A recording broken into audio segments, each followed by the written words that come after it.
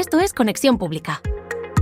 Bienvenidos a Conexión Pública. Esta semana pasan cosas curiosas con la inteligencia artificial. No cosas espectaculares, cosas que, si no miras con atención, parecen normales. Un sistema que decide sin hacer ruido qué datos se guardan y cuáles no. Hoy hablaremos de un flujo que permite a tu IA aprender a trabajar como tú sin que nadie lo supervise. También miraremos a una herramienta que convierte un garabato en una escena con sonido. Y mientras tanto hay modelos tomando decisiones sobre mares, llamadas telefónicas o trámites públicos sin levantar titulares. Nada de esto es ciencia ficción, tampoco es una revolución visible, es algo más incómodo.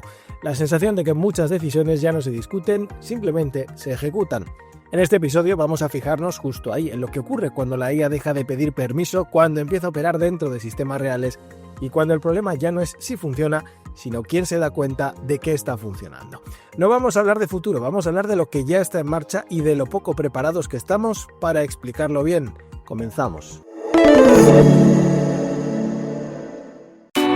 Cada semana en Conexión Pública te explicamos La Letra Pequeña, una sección pensada para que entendáis lo que hay más allá de las aplicaciones de inteligencia artificial.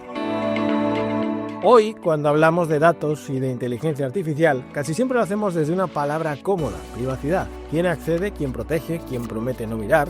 Pero la letra pequeña no suele estar en esa promesa inicial, ni siquiera en la política de privacidad que nadie lee. Está en lo que ocurre después, cuando la interacción ya ha terminado y la pantalla se ha apagado. Porque la privacidad no es un estado, es un recorrido. Y en ese recorrido, los datos rara vez se quedan quietos. Cada vez que usamos una aplicación, aunque no subamos nada explícito, se generan registros técnicos. No son el contenido del mensaje, ni la foto, ni el documento. Son las migas que deja el uso, desde dónde nos conectamos, cuánto tiempo pasamos en una pantalla, qué opción tocamos antes de cerrar. Se llaman logs y funcionan como la caja negra de un sistema digital. Sirven para que las plataformas funcionen, para detectar errores, para mejorar el servicio. Todo eso es cierto. Lo que no suele explicarse es que esos registros viven más tiempo del que imaginamos y muchas veces fuera del control directo de la herramienta que estamos utilizando. A partir de ahí entra en juego otro concepto menos visible, la retención. Cuando borramos algo, cuando cerramos una cuenta o dejamos de usar una plataforma, tendemos a pensar que los datos desaparecen, pero en la arquitectura real de Internet eso casi nunca ocurre de forma inmediata. La información se replica, se copia, se guarda en sistemas de respaldo distribuidos. El borrado suele afectar a lo que vemos como usuarios, no necesariamente a todo lo que existe en segundo plano. Durante meses, a veces años, esos datos pueden permanecer almacenados con fines que se presentan como legítimos: seguridad, prevención de fraude, análisis agregado. No están activos, pero tampoco están fuera del sistema. Permanecen en una especie de zona gris, esperando justificar su utilidad. Y es justo en ese punto donde entra la inteligencia artificial, porque hoy los datos no solo se conservan, también se aprenden, no siempre de forma directa, no siempre identificable. Muchas plataformas insisten en que no utilizan el contenido individual para entrenar modelos, pero sí extraen patrones de uso, comportamientos repetidos, formas de interacción. El dato concreto se diluye, pero el conjunto se vuelve extremadamente valioso. Cada interacción enseña algo al sistema, qué funciona, qué no, qué se repite, qué se evita. Sin darnos cuenta, pasamos de ser usuarios a formar parte del entrenamiento invisible de la tecnología que luego se nos devuelve como producto. Este aprendizaje no ocurre en un entorno cerrado. Las aplicaciones modernas no son islas, funcionan sobre capas, servicios externos, infraestructuras compartidas. Una app puede ser la cara visible, pero por debajo operan proveedores de nubes, sistemas de análisis, herramientas de seguridad, servicios de pago. Cada uno cumple una función técnica necesaria, pero también introduce un nuevo trayecto para los datos. El usuario acepta un acuerdo con una plataforma, pero los datos viajan por un ecosistema de actores que no aparecen en la comunicación pública y que rara vez se mencionan de forma comprensible. Ahí es donde la letra pequeña deja de ser un documento legal y se convierte en una cuestión estructural. No se trata de que alguien esté mirando de forma malintencionada ni de que exista un plan oculto. Se trata de que el diseño mismo de los sistemas digitales favorece la acumulación, la reutilización y la circulación de datos. La promesa pública habla de privacidad, pero la arquitectura real habla de eficiencia, escalabilidad y optimización. Por eso, cuando una herramienta promete que tus datos están protegidos, la pregunta más útil no es solo si los miran o no, es por dónde pasan, cuánto tiempo permanecen y cuántas capas técnicas los tocan mientras esa promesa se cumple. Entender ese recorrido invisible no es una llamada al miedo ni enseña la desconfianza permanente. Es una forma de alfabetización digital básica para un mundo en el que los datos ya no son solo información, sino materia prima. La letra pequeña, al final, está en los trayectos que no vemos, en los procesos que no se explican y en las decisiones técnicas que condicionan lo que ocurre con nuestra información cuando nadie mira.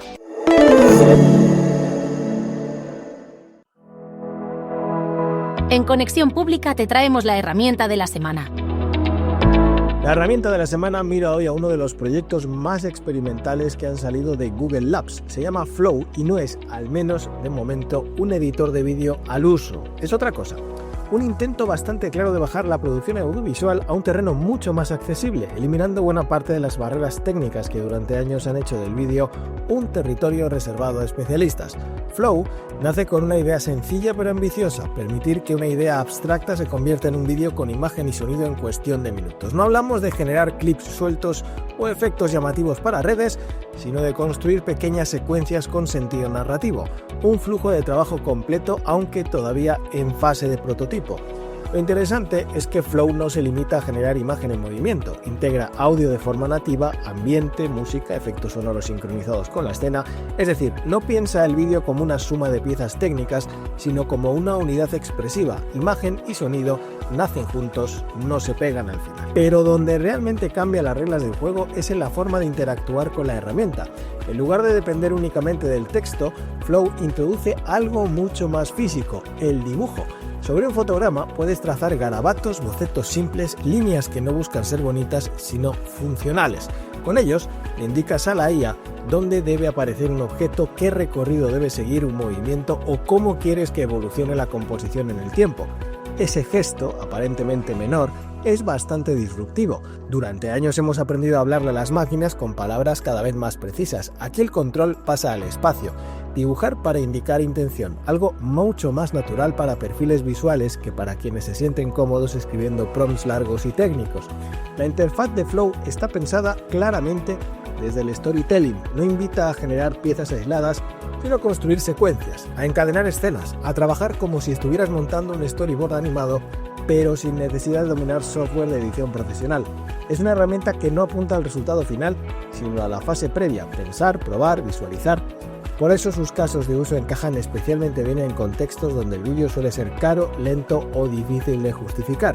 En agencias de publicidad, por ejemplo, permite crear animatics rápidos para explicar una idea antes de invertir en producción, no para sustituir el rodaje, sino para llegar a él con una visión mucho más clara.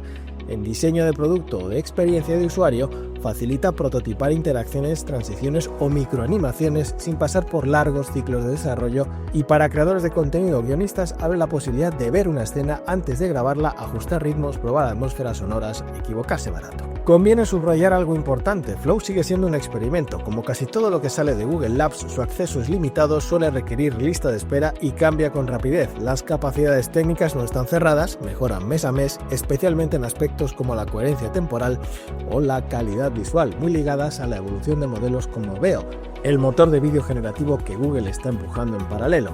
También incorpora mecanismos de identificación del contenido generado, como marcas de agua digitales tipo SyncID, no tanto como elemento estético, sino como capa de trazabilidad, una señal clara de que estas herramientas no solo se piensan desde la creatividad, sino también desde el impacto social y la necesidad de distinguir lo generado por IA. Más allá de la herramienta concreta, Flow es interesante por lo que representa: un cambio de interfaz, un desplazamiento desde el texto hacia el gesto visual, desde el prompt hacia el control espacial. No elimina la complejidad del vídeo, pero la mueve de sitio, la saca del software y la lleva al proceso creativo. Y eso encaja bastante bien con el momento que estamos viviendo. La IA no solo está automatizando tareas, también está redefiniendo quién puede participar en ciertos lenguajes. Flow no convierte a cualquiera en cineasta, pero sí permite que muchas más personas piensen en términos audiovisuales sin depender de una cadena técnica compleja. Es una herramienta todavía inmadura, experimental y limitada, pero señala una dirección clara: la del vídeo como espacio de prototipado rápido, accesible y narrativo. Y eso, para quienes trabajan con ideas, historias o conceptos que necesitan ser vistos antes de existir, no es un detalle menor.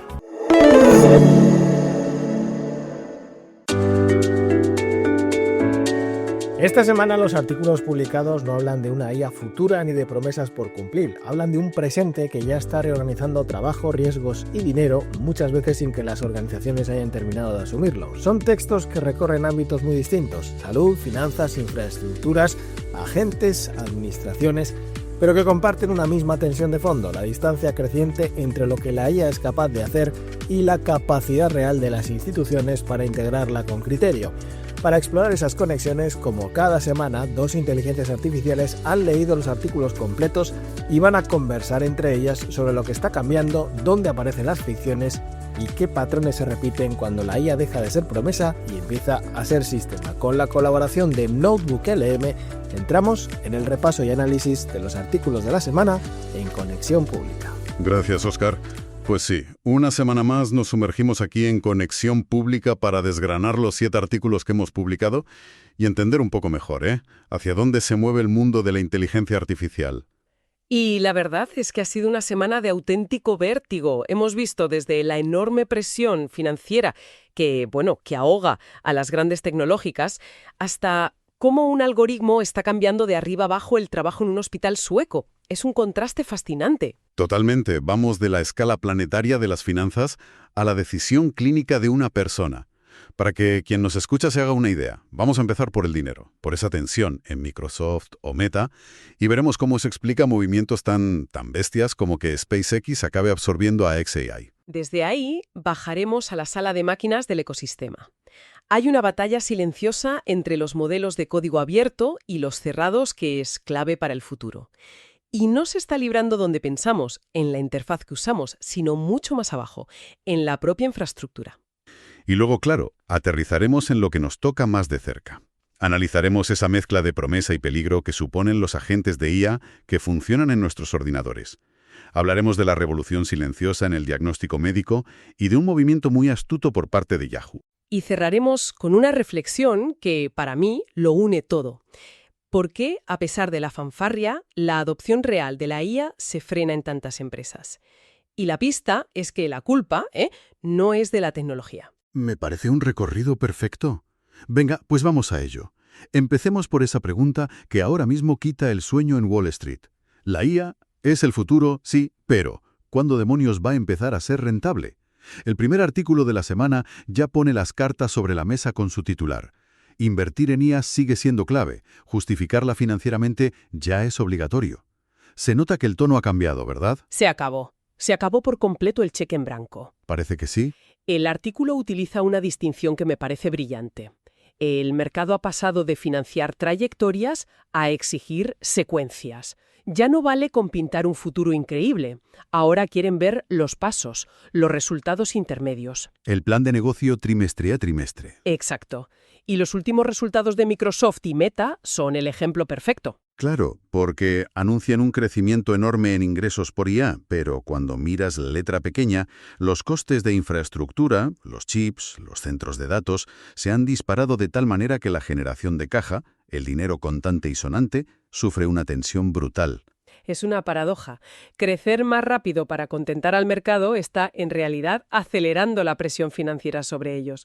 Y es interesante el contraste que plantea el artículo con una empresa como ServiceNow. Sí, eso me llamó la atención. Entiendo la presión sobre Microsoft y Meta, que construyen sus propios modelos gigantescos. Pero, ¿por qué una empresa como ServiceNow parece estar capeando mejor este temporal? ¿Qué tiene de diferente su modelo? Pues fundamentalmente que su modelo es mucho más legible para los inversores. ServiceNow integra la IA, pero no depende de construir y mantener esa infraestructura monstruosa. Su negocio es más predecible. Menos arriesgado, claro. Y esa presión es la que nos lleva de cabeza al segundo gran titular de la semana. El de SpaceX absorbiendo a xAI. Al principio parece un simple movimiento corporativo, pero al leer el artículo SpaceX absorbe xAI cuando la infraestructura empieza a absorber fragilidad, entiendes que aquí hay algo mucho más profundo. Es que es el ejemplo perfecto de lo que acabamos de hablar. xAI es un proyecto que necesita cantidades ingentes de capital y sobre todo mucho tiempo. Y en el clima actual, esa espera es un lujo. Es un lujo que un proyecto en solitario ya no se puede permitir. Exigen secuencias, resultados a corto plazo. Entonces la jugada es que SpaceX, que es una empresa consolidada y con un músculo financiero enorme, entra a proteger al startup. Es mucho más que eso. La tesis del artículo es que la infraestructura SpaceX ya no solo sirve para crear capacidad técnica, sino que se convierte en un sumidero de riesgo. Es un concepto potentísimo. A ver, explícame eso de sumidero de riesgo, porque suena un poco a concepto de escuela de negocios. Piénsalo así. xAI es una barca pequeña y muy ágil, pero muy vulnerable a una tormenta financiera. SpaceX es un superpetrolero. Al meter la barca dentro del petrolero, la tormenta no desaparece, sigue ahí fuera. Pero la barca queda protegida. Exacto. El riesgo financiero de xAI se diluye en un balance contable gigantesco, el de SpaceX, que opera con un horizonte temporal de décadas, no de trimestres. O sea que SpaceX funciona casi como un hermano mayor con una cuenta bancaria enorme que le dice a xAI, tú experimenta, crea el futuro, que yo te cubro las espaldas ante la impaciencia del mercado. ¿Es esa la idea? Exactamente esa. Por eso, el artículo apunta que el valor inmediato de SpaceX para xAI no es tanto la promesa futura del cómputo orbital, de procesar datos en satélites. Es algo mucho más terrenal. Sí, es actuar como un contenedor financiero. La pregunta de fondo es demoledora. En la carrera de la IA, ¿quién puede permitirse el lujo de esperar? La capacidad de sostener esa espera se ha convertido en la ventaja competitiva definitiva. Mientras los gigantes luchan con esta presión y se reorganizan, parece que hay otra batalla más silenciosa, casi subterránea, en el mundo del código abierto. El artículo La IA abierta como infraestructura, no como producto, le da la vuelta a cómo solemos pensar en esto. Le da la vuelta por completo. Porque tendemos a medir el éxito de la IA abierta, como llama de Meta, con la misma vara que un producto de consumo. ¿Cuánta gente lo usa? ¿Si la marca es conocida? Y el artículo dice que eso es un error. Es un error de base, sí. ¿Por qué? Si no compiten por el usuario final, ¿cómo sabemos quién está ganando? Porque su terreno de juego es otro. La IA abierta no compite por ser la aplicación que usamos tú y yo. Compite por ser la viga maestra sobre la que otros construyen sus aplicaciones. Su cliente no es el usuario final, son los equipos técnicos de las empresas. Entiendo. No buscan ser el coche, sino el motor que usan muchas marcas de coches diferentes. Es una analogía perfecta.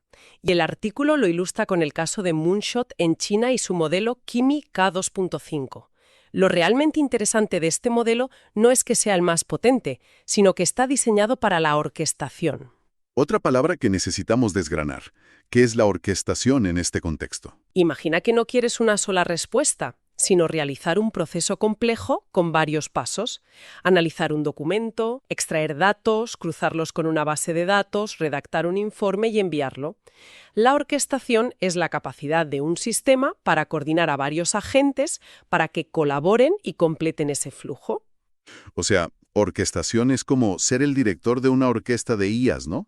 El modelo principal no toca todos los instrumentos, pero se asegura de que todos suenen en armonía. No se podría explicar mejor. Y eso está pensado para quien monta un sistema, no para quien pide una receta de cocina. Por eso la conclusión es tan potente. La influencia real de la IA abierta no se mide por lo visible que es, sino por la dependencia que genera. Es como la electricidad. Exacto.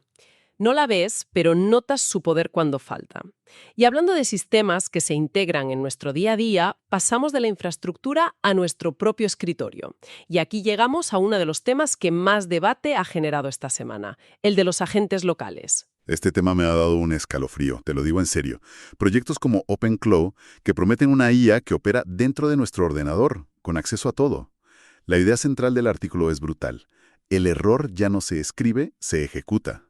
Estamos diciendo que una IA podría borrar archivos reales de mi ordenador. Estamos diciendo exactamente eso. Y es un cambio de paradigma total. Hasta ahora, si un chatbot se equivoca, el resultado es un texto incorrecto. Una alucinación. Molesto, pero contenido. Eso es. Pero un agente local que opera en tu sistema, si recibe una instrucción ambigua como «limpia los archivos de este proyecto», podría interpretar que debe borrar la carpeta entera. El error deja de ser un texto y se convierte en una acción irreversible. Es aterrador. Y el artículo traza un paralelismo con las redes sociales que me parece muy acertado. Dice que adoptamos la tecnología por su comodidad inmediata, mucho antes de pararnos a pensar en las implicaciones. Y desmonta un mito muy extendido, la idea de que si es local es más seguro. La seguridad no depende solo de dónde se ejecuta el software, sino de los permisos que le concedes. Claro. Se nos ha entregado una autonomía técnica sin darnos antes una cultura de control. Pasamos de un riesgo abstracto a uno muy personal, y de ahí a un entorno donde los errores tienen consecuencias vitales. La medicina. El artículo «Cómo la inteligencia artificial está reordenando el juicio clínico» es fascinante. Lo es porque se basa en un estudio muy riguroso en Suecia sobre el cribado de cáncer de mama. Y la conclusión más impactante no es que la IA detecte más casos que los humanos, es algo mucho más sutil. ¿Y qué es? Porque uno tendería a pensar que el objetivo es simplemente ser más preciso. El mayor impacto es que la IA reorganiza por completo el flujo de trabajo del hospital. Funciona como un primer filtro masivo. De cada 100 mamografías, la IA analiza todas y dice, estas 60 son claramente normales, no hace falta que un humano las mire. Y eso reduce la carga de trabajo de los radiólogos en casi un 44%. Una barbaridad. Su tiempo, que es muy valioso, ya no se dedica a revisar casos rutinarios, sino a centrarse en los casos que el sistema ha marcado como dudosos. Ver menos para decidir mejor.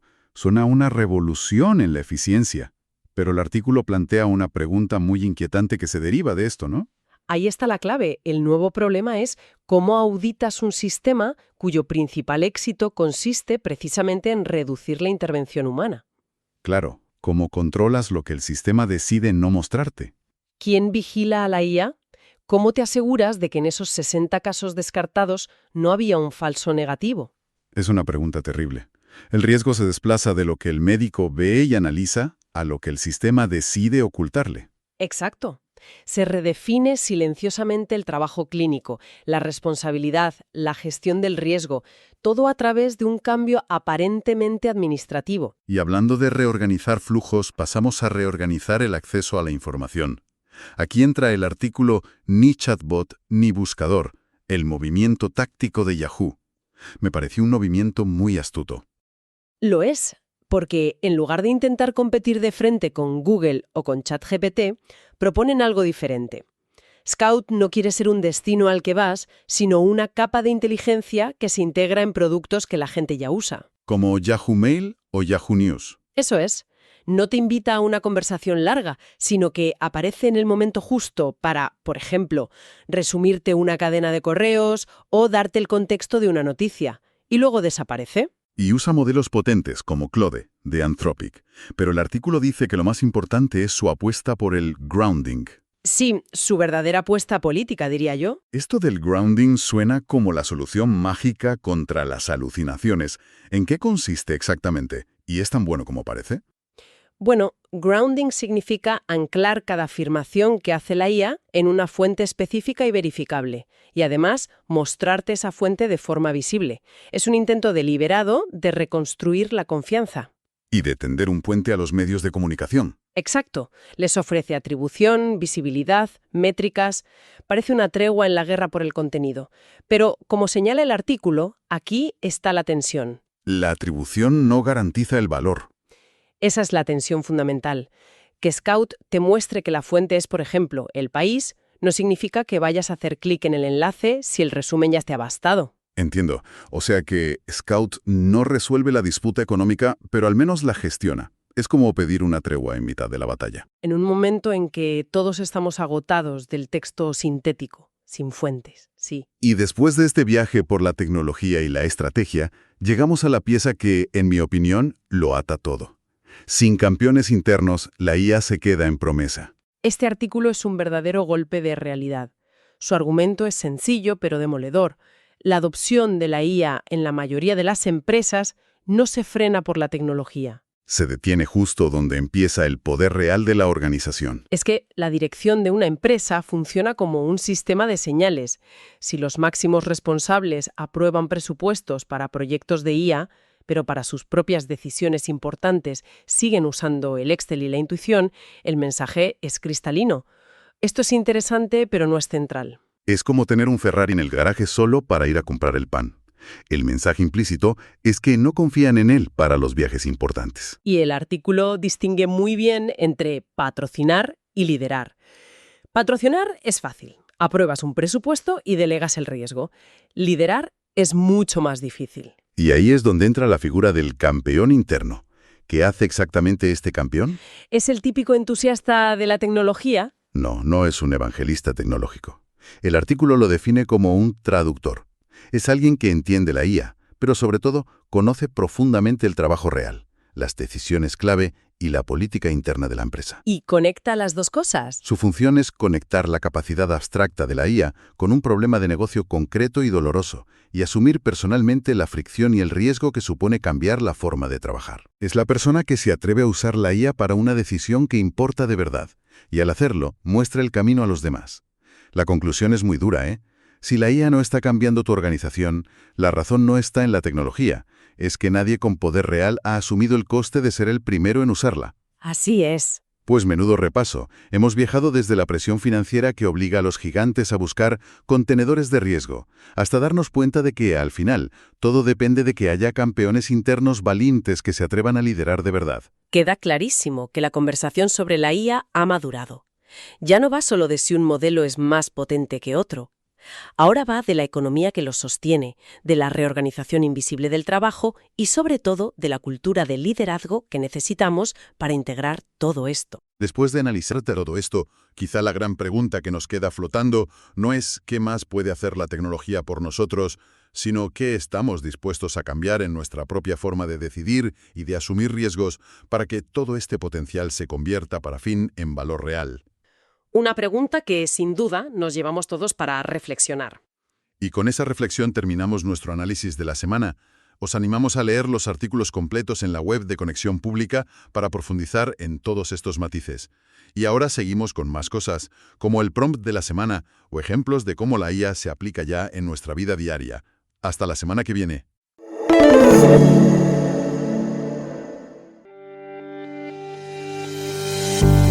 Bienvenidos a oscarsanemeterio.es, una consultoría que ofrece servicios estratégicos de comunicación e inteligencia artificial para organizaciones con propósito. Sus 3 áreas de negocio son la consultoría de comunicación, la capacitación en inteligencia artificial y la producción de contenidos. Óscar Sanemeterio ofrece una amplia gama de servicios basados en su experiencia en comunicación institucional y su formación en inteligencia artificial que abarcan desde la consultoría hasta la formación y la producción de todo tipo de contenidos. Con una dilatada experiencia profesional, se ha embarcado en este proyecto, que además incorpora los contenidos propios que genera a diario en su web, Conexión Pública, y el podcast del mismo nombre que emite semanalmente en las principales plataformas de podcast. oscarsanemeterio.es. Comunicar bien, organizar mejor, crecer con criterio.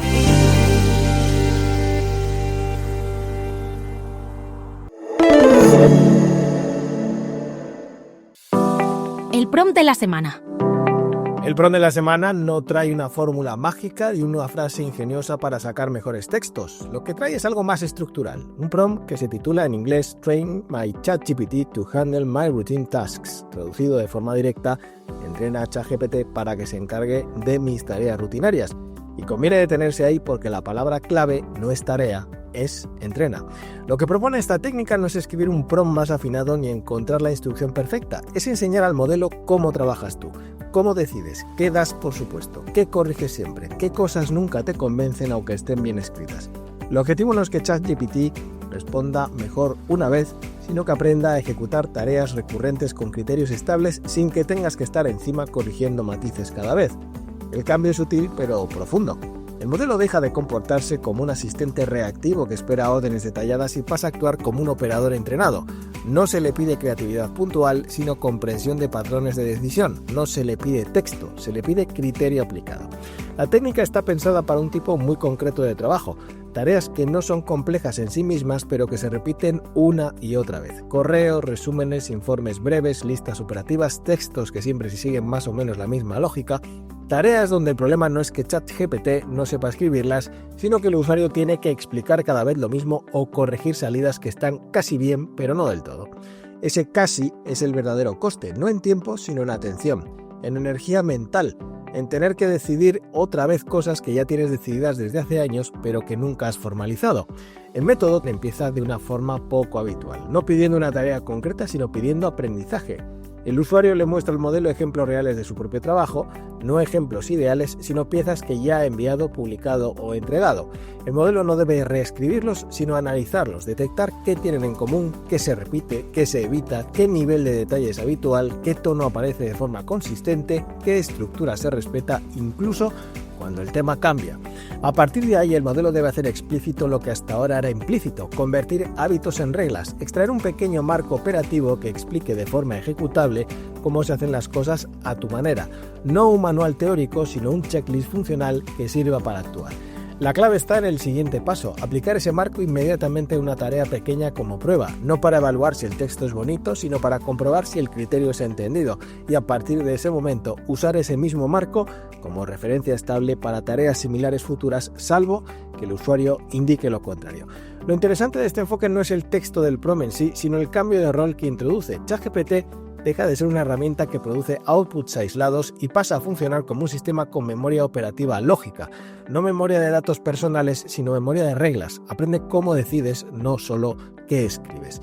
En la práctica, esto reduce fricción cognitiva. Hay menos decisiones repetidas, menos correcciones innecesarias, menos sensación de estar rehaciendo siempre el mismo trabajo y, sobre todo, permite delegar sin perder control porque lo que se delega no es el resultado final, sino la aplicación consistente de un criterio que ya existe. La mayoría de personas usa ChatGPT como si cada interacción fuera la primera, como si el modelo no pudiera aprender nada del contexto previo ni de cómo trabaja el usuario. Este enfoque rompe ese patrón y permite escalar tareas personales o profesionales manteniendo coherencia incluso cuando el volumen aumenta. Eso sí, el propio planteamiento marca un límite claro y conviene subrayarlo. Esta técnica no crea criterio, lo codifica. Si el usuario no tiene claro cómo trabaja, el modelo no puede inventarlo por él. Funciona muy bien en tareas rutinarias donde el criterio ya está consolidado y funciona mal en trabajos exploratorios, estratégicos o abiertos donde el valor está precisamente en pensar, no en ejecutar. Y por eso encaja tan bien con el momento actual. En un contexto donde hablamos de agentes, automatización y desaparición progresiva del trabajo rutinario humano, esta técnica muestra algo muy concreto, cómo una sola persona puede empezar a formalizar su forma de trabajar para delegarla a una IA sin infraestructuras complejas ni sistemas externos. No es un gran salto tecnológico, es un paso pequeño pero estructural, convertir hábitos tácitos en reglas ejecutables, y eso en el fondo es uno de los movimientos más importantes que estamos viendo ahora mismo en el uso real de la inteligencia artificial.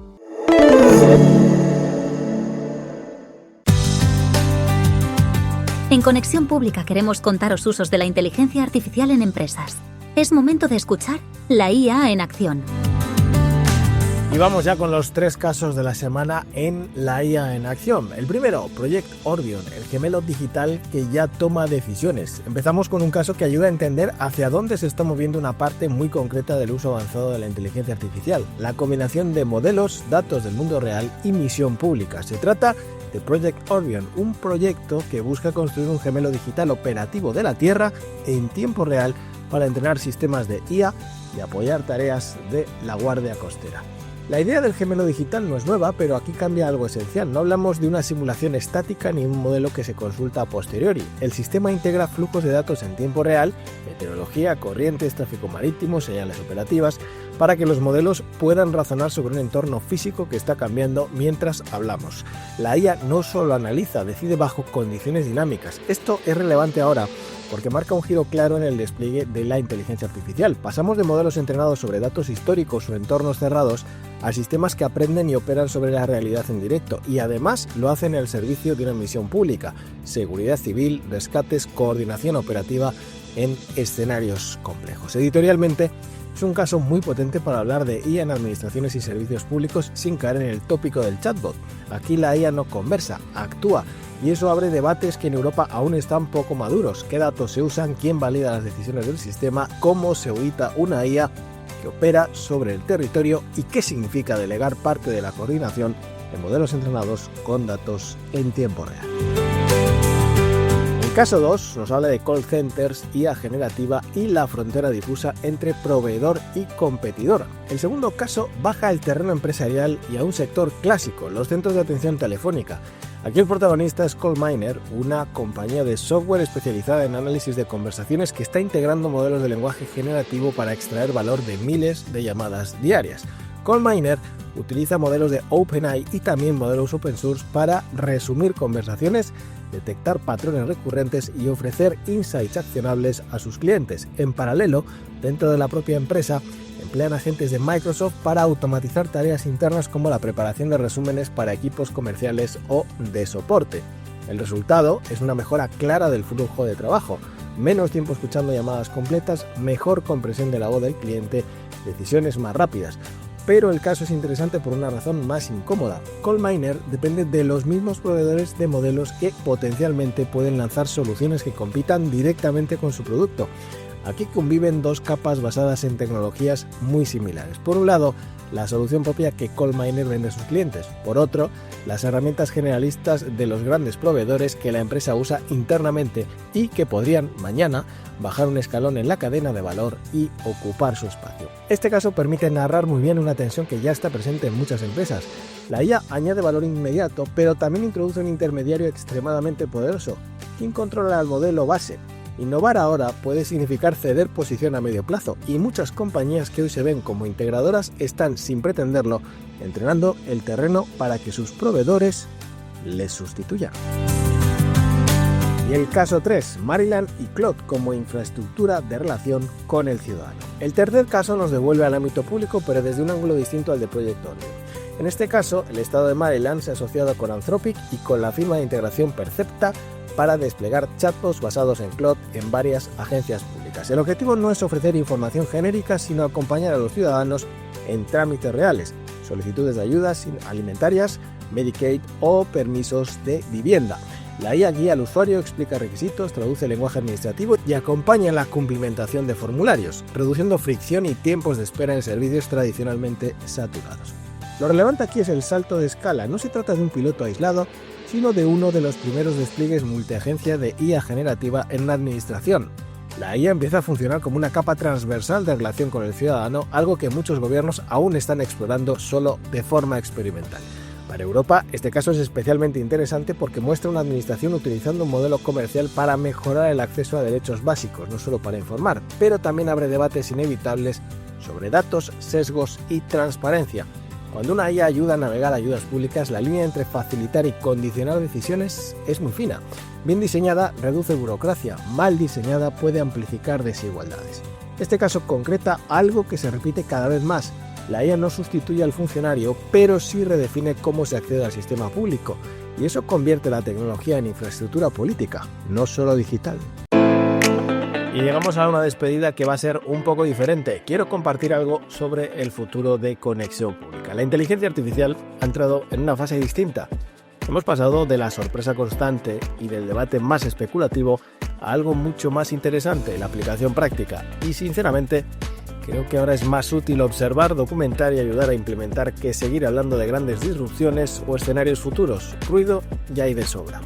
Con el tiempo me he dado cuenta de que donde realmente puedo aportar valores en mi terreno natural, la comunicación corporativa, institucional y también sus efectos en el periodismo, en cómo la IA está transformando estos ámbitos de manera concreta, práctica y aplicable. Por eso, Conexión Pública evoluciona. El podcast tendrá entregas más espaciadas, más trabajadas y más enfocadas. La web deja de publicar a diario, pero mantiene producción regular con este mismo criterio. Ahora mismo dedico mucho tiempo a materiales educativos y a proyectos de consultoría, y este ajuste me va a permitir hacerlo todo con la profundidad que me exijo a mí mismo. No se trata de hacer menos por hacer menos, se trata de hacer mejor, de ser más útil, de centrarnos en lo que de verdad importa a quienes trabajamos en comunicación. Conexión Pública continúa, pero en una nueva fase, y nos iremos acostumbrando juntos. No olvidéis ser felices. Esto es Conexión Pública.